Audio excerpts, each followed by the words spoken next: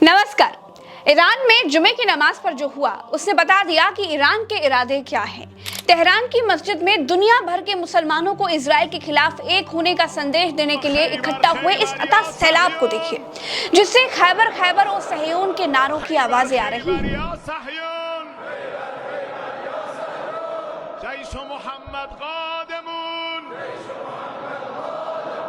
ये दूसरा दृश्य देखिए। अच्छा, अब ये तीसरा दृश्य देखिए। हर तरफ सिर्फ लोगों का विशाल सैलाब दिखाई दे रहा है। इस तरह का सैलाब मस्जिदों के भीतर अमूमन ईद की नमाज के टाइम पर इकट्ठा होता है, लेकिन आज ये भीड़ ईरान के समर्थन में है, आज ये भीड़ फिलिस्तीन के समर्थन में है, आज ये भीड़ हिजबुल्लाह के समर्थन में उतरी है। इजराइल पिछले एक साल से हमास और हिजबुल्लाह के लड़ाकों से ही पार नहीं पा रहा था। ईरान के युद्ध में उतर जाने से इजराइल के सामने युद्ध जीतने की चुनौती लगभग असंभव हो चुकी है, क्योंकि ईरान इजराइल से किसी भी मायने में कम। Israel, Iran, Lebanon, Yemen, Syria, Egypt का गाजा, इराक, वेस्ट बैंक और जॉर्डन इस वक्त युद्ध की आग में झुलस रहे हैं। एक खौफनाक सा माहौल बना हुआ है वहां के आम लोगों के अंदर। दोस्तों, अगर आपको अपने ही घर से कोई निकाल दे और उसके ऊपर कब्जा कर ले और आपको रहने के लिए एक छोटा सा कमरा मिले और उसके ऊपर भी वो कब्जा करना चाहे, तो उसका दर्द क्या होता है ये सिर्फ आप ही जानते होगे। आपका दिल उस दर्द से रो भी रहा होगा और आपका खून गुस्से से खौल भी रहा होगा। दोस्तों, ऐसा ही कुछ इजराइल ने किया है फलस्तीन के साथ, फलस्तीन के लोगों के साथ, फलस्तीन के मर्द, औरतों, बूढ़े, बच्चों के साथ। बहुत तबाही मचाई इजराइल ने फलस्तीन के ऊपर, पूरी दुनिया जानती है, मगर फिर भी इतने ईमान वाले हैं फलस्तीनी, यूं ही नहीं उनको किबलाए अव्वल कहा जाता। कितना जुल्म होता रहा फलस्तीन के ऊपर, कितने दर्द में थे वो लोग जिनके सामने उनके परिवार के सदस्य जुदा होते रहे, मरते रहे, मगर फिर भी वो कहते रहे ला इलाहे इल्लल्लाह मोहम्मद रसूल अल्लाह। सलाम है उनके जज्बे को, उनके ईमान को। दोस्तों, आइए पूरी खबर सुनते हैं, जानते हैं, समझते हैं देश की धाकड़ और सच्ची पत्रकार प्रज्ञा मिश्रा जी से। पूरी बात जानने के लिए वीडियो में बने रहिएगा। आइए। ईरान के युद्ध में उतर जाने से इजराइल के सामने युद्ध जीतने की चुनौती लगभग असंभव हो चुकी है, क्योंकि ईरान इजराइल से किसी भी मायने में कम नहीं है। ईरान भी एक परमाणु संपन्न देश है। इस्लामिक क्रांति के नेता अयातुल्लाह सैयद अली खामनेई ने तेहरान में शिया सुन्नी की लड़ाई से इतर दुनिया भर के मुसलमान देशों से इजराइल के खिलाफ एक हो जाने की अपील की। खामनेई ने कहा कि इजराइल पर हमला करना बिल्कुल ठीक था, हम आतंकी इजराइल को जड़ से खत्म कर देंगे, जरूरत पड़ी तो इससे बड़ा हमला भी करेंगे। लेकिन फिलिस्तीन सुन्नी देश है जबकि ईरान शिया देश है, फिर भी ईरान फिलिस्तीन की मदद के लिए इजराइल से भिड़ रहा है। ईरान दुनिया के मुस्लिम देशों का नेतृत्व करना चाहता है।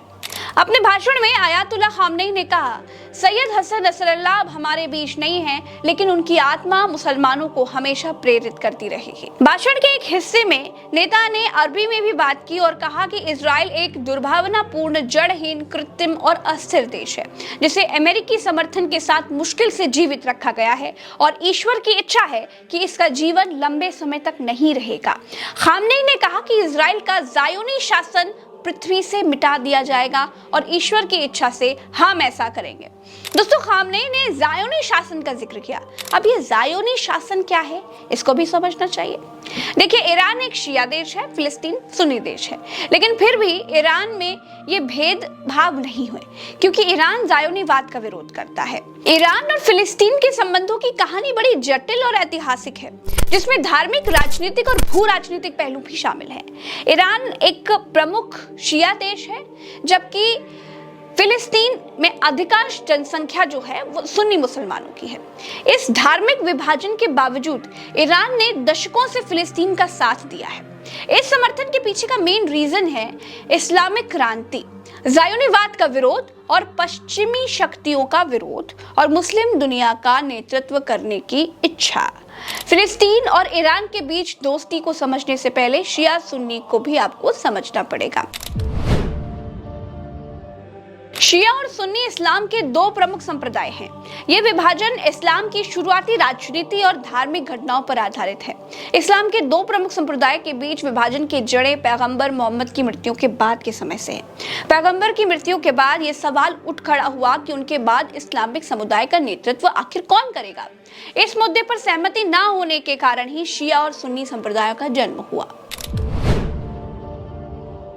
सुन्नी समुदाय की मान्यता है कि पैगंबर मोहम्मद के उत्तराधिकारी का चयन मुस्लिम समुदाय द्वारा सर्वसम्मति से किया जाना चाहिए था। उन्होंने पैगंबर के साथ ही अबू बकर को पहला खलीफा यानी राजनीतिक और धार्मिक नेता चुना। सुन्नी शब्द अहले सुन्नत से आया है, जिसका मतलब पैगंबर की सुन्नत। सुन्नत मतलब रीति और नीतियां, मतलब सुन्नी पैगंबर साहब का अनुसरण करने वाले हैं। सुन्नी मुसलमान इस्लामिक कानून और परंपराओं का पालन करते हैं जो कुरान और हदीस पर आधारित है। शिया शब्द शियाए अली से निकला है, जिसका अर्थ है अली के समर्थक। वो अली और उनके वंशजों को पैगंबर के सच्चे उत्तराधिकारी मानते हैं।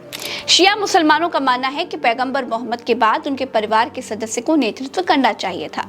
विशेष रूप से वे मानते हैं कि पैगंबर के चचेरे भाई और दामाद अली को पहला खलीफा बनना चाहिए था। सुन्नी इस्लाम में कोई केंद्रीय धार्मिक नेतृत्व नहीं है। खलीफाओं और उलेमा का महत्व है, लेकिन कोई व्यक्ति धार्मिक अधिकार का केंद्र नहीं होता। शिया इस्लाम में इमामत को महत्वपूर्ण माना जाता है। इमाम न केवल धार्मिक नेता होते हैं, बल्कि वे आध्यात्मिक और नैतिक मार्गदर्शक भी होते हैं। शिया इमामों को अल्लाह से विशेष ज्ञान और मार्गदर्शन प्राप्त होने का विश्वास रखते हैं। सुन्नी मुसलमान पांचों स्तंभों यानी ईमान, नमाज, रोजा, ज़कात, हज का पालन करते हैं, जो सभी मुसलमानों के लिए समान है। शिया मुसलमान भी इन्हीं 5 स्तंभों का ही पालन करते हैं, लेकिन वो कुछ दूसरी प्रथाओं का पालन करते हैं, जैसे कि आशूरा का त्योहार, जो करबला की लड़ाई में इमाम हुसैन यानी अली के बेटी की शहादत की याद में मनाया जाता है। करबला की लड़ाई शिया समुदाय के लिए अत्यधिक महत्वपूर्ण है। इस युद्ध में पैगंबर मोहम्मद के पोते इमाम हुसैन को मजीद की सेना द्वारा शहीद किया गया था। यह घटना शिया इस्लाम के लिए एक धार्मिक और भावनात्मक प्रतीक बन गई है। सुन्नी भी इस घटना को महत्व देते हैं, लेकिन उनके लिए यह धार्मिक रूप से उतना केंद्र में नहीं है जितना कि शिया समुदाय के लिए है। सुन्नी मुसलमानों के लिए हदीस की पुस्तकें जैसे सही बुखारी और सही मुस्लिम महत्वपूर्ण है। शिया मुसलमानों के लिए हदीस महत्वपूर्ण है, लेकिन वो अपनी विशिष्ट हदीस की पुस्तकों का पालन करते हैं, जो उनके इमामों की परंपरा और शिक्षाओं पर आधारित होती हैं। इस्लामिक इतिहास में कई बार शिया और सुन्नी शासकों के बीच संघर्ष हुआ है, खासकर मध्य पूर्व में। शिया ईरान और सुन्नी सऊदी अरब जैसे देशों के बीच क्षत्रिय प्रभुत्व के कारण शिया सुन्नी विवाद गहराता गया। शिया और सुन्नी के बीच सबसे बड़ा विवाद नेतृत्व को लेकर के है। शिया इमामत की मान्यता पर जोर देते हैं, जबकि सुन्नी खलीफाओं की परंपराओं को अधिक महत्व देते हैं। दोनों संप्रदायों की धार्मिक परंपराएं और मान्यताएं अलग हैं। विशेष रूप से आशूरा का शोक, करबला का महत्व और इमामों की स्थिति को लेकर मतभेद बने रहते हैं। आज के समय में शिया और सुन्नी के बीच विवाद कई देशों के राजनीतिक संघर्षों में भी दिखता है।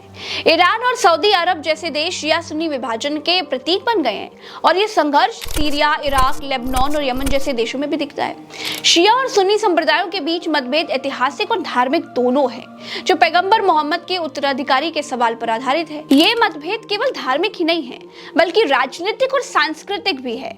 हालांकि इस्लाम की बुनियादी मान्यताओं में दोनों संप्रदायों में समानता है, लेकिन नेतृत्व, परंपराओं और धार्मिक मान्यताओं में अंतर ने दोनों को अलग अलग पहचान दी है। अब बात आती है कि ईरान शिया है और फिलिस्तीन सुन्नी है।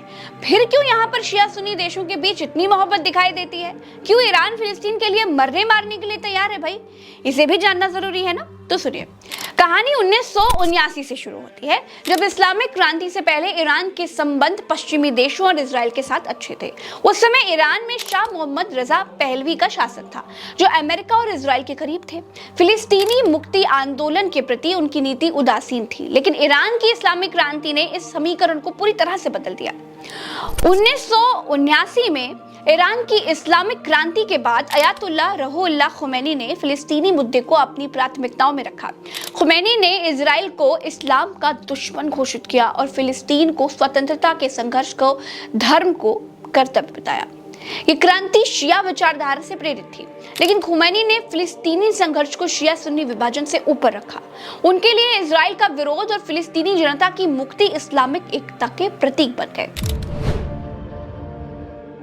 आप ये भी जानना चाहिए कि भाई ज़ायोनीवाद क्या चीज़ है, जिसका जिक्र आज जुमे की नमाज के दौरान आयतुल्लाह सैयद अली खामनेई ने किया। अब ये ज़ायोनीवाद क्या है जिसका विरोध आज तक किया जा रहा है भाई? तो दोस्तों, ईरान का फिलिस्तीन को समर्थन ज़ायोनीवाद के विरोध का हिस्सा है। ईरान इजराइल को एक अवैध और उपनिवेशवादी देश मानता है जो पश्चिमी शक्तियों मतलब खासतौर पर अमेरिका के समर्थन से फल फूल रहा है। ईरान के लिए इजराइल के साथ संघर्ष सिर्फ एक भौगोलिक या फिर राजनीतिक मुद्दा नहीं है, बल्कि ये एक वैचारिक संघर्ष है जो पश्चिमी प्रभुत्व और साम्राज्यवाद के खिलाफ है। इसलिए ईरान का फिलिस्तीन के प्रति समर्थन उन ताकतों के खिलाफ लड़ाई का हिस्सा है जो उनकी नजर में इस्लाम और मध्य पूर्व की संप्रभुता के लिए खतरा है। ज़ायोनीवाद यानी ज़ायोनिज्म यहूदी लोगों के लिए ये एक राजनीतिक और वैचारिक आंदोलन है जिसका उद्देश्य यहूदी लोगों के लिए फिलिस्तीन को, जो अब इजराइल बन गया है, उसे एक पूर्ण स्वतंत्र यहूदी राष्ट्र बनाना है। इसका शुरुआत 19वीं शताब्दी के अंत में यूरोप में हुई, जब यहूदी लोग नस्लीम भेदभाव और उत्पीड़न का सामना कर रहे थे। थियोडोर हर्जल को आधुनिक ज़ायोनीवाद का संस्थापक माना जाता है। 1948 में इजराइल की स्थापना के साथ ज़ायोनीवाद का मेन लक्ष्य पूरा हुआ, लेकिन यह आंदोलन आज भी जारी है जो यहूदी राष्ट्र के संरक्षण और विस्तार पर केंद्रित है। ईरान ने फिलिस्तीन के कई संगठनों, खासकर हमास को समर्थन किया है। हमास एक सुन्नी संगठन है, लेकिन इसका मेन लक्ष्य फिलिस्तीन की स्वतंत्रता और इजराइल का विरोध है जो इसे ईरान के साथ जोड़ता है। इसके अलावा लेबनान में हिजबुल्लाह नामक शिया संगठन है जो ईरान का बहुत करीबी सहयोगी है। उसने भी इजराइल के खिलाफ संघर्ष में प्रमुख भूमिका निभाई है। हमास और हिजबुल्लाह के साथ ईरान के घनिष्ठ संबंध दर्शाते हैं कि ईरान शिया और सुन्नी के धार्मिक विभाजन को अपने भू राजनीतिक उद्देश्यों के तहत सीमित कर देता है। ईरान खुद को पूरे इस्लामी जगत का नेता मानता है और फिलिस्तीन का समर्थन इस्लामिक एकता को बढ़ावा देने का एक साधन है। फिलिस्तीन मुद्दा पूरे मुस्लिम समुदाय के लिए भावनात्मक और राजनीतिक महत्व रखता है। दोस्तों, इस्लामी दुनिया में इजराइल विरोधी रुख को अपनाकर ईरान ने कई मुसलमानों के दिलों में जगह बनाई है, चाहे वे सुन्नी हो या फिर शिया हो। ये नीति ईरान को पूरे इस्लामी जगत में वैधता देती है और उसे क्षत्रिय नेता के रूप में स्थापित करती है। कुछ अरब देश जैसे सऊदी अरब और संयुक्त अरब अमीरात, जो ईरान के प्रतिद्वंदी हैं, वो इजराइल के साथ संबंध सुधार रहे हैं, जिससे फिलिस्तीन के मुद्दे पर विभाजन और बढ़ रहा है। इसके बावजूद ईरान फिलिस्तीन को अपने रणनीतिक और धार्मिक उद्देश्यों के लिए एक महत्वपूर्ण मुद्दा मानता है और इसके लिए समर्थन जारी रखे हुए है। और यही वजह है कि आज आपको तेहरान की मस्जिद में इतना विशाल जनसमूह फिलिस्तीन के लिए दुआएं करता हुआ दिखाई दिया। आयतुल्लाह सैयद अली खामनेई ने ज़ायोनीवाद को खत्म करने का दोबारा प्रण लिया। इस वीडियो में इतना ही फिलहाल के लिए। हम फिर मिलेंगे एक नई वीडियो में। हमें दीजिए इजाजत। चैनल को सब्सक्राइब जरूर कर लीजिएगा। अगर आप नए हैं तो चैनल को सब्सक्राइब करना ही करना है, वरना बड़ा पाप लगेगा। और साथ ही साथ मेरे वीडियो को भी शेयर करिएगा। आप साथ जुड़ेंगे तो सच्चाई सब तक पहुंचती रहेगी। इसीलिए हमारे साथ जुड़िए, हमारी शक्ति बनिए। नमस्कार, राम राम, दो सलाम, जय हिंद। तो दोस्तों, आपने सुना, ईरान फलस्तीन का साथ देने के लिए इजराइल के सामने आ गया है। फिर भी मैं यही दुआ करूंगा इससे पहले कि लड़ाई लगे या कुछ नुकसान हो, वो भगवान अल्लाह, रब, गॉड सब ठीक कर दे। दोस्तों, ऐसी खबरें सुनने के लिए माई डेस्टिनेशन चैनल पर बने रहिएगा। अगर अभी तक किसी ने सब्सक्राइब नहीं किया तो प्लीज सब्सक्राइब कर लीजिएगा, वीडियो को लाइक एंड शेयर कर लीजिएगा। तो मिलते हैं एक और नई वीडियो के साथ। तब तक के लिए कमल राजपूत को दीजिए इजाजत। नमस्कार।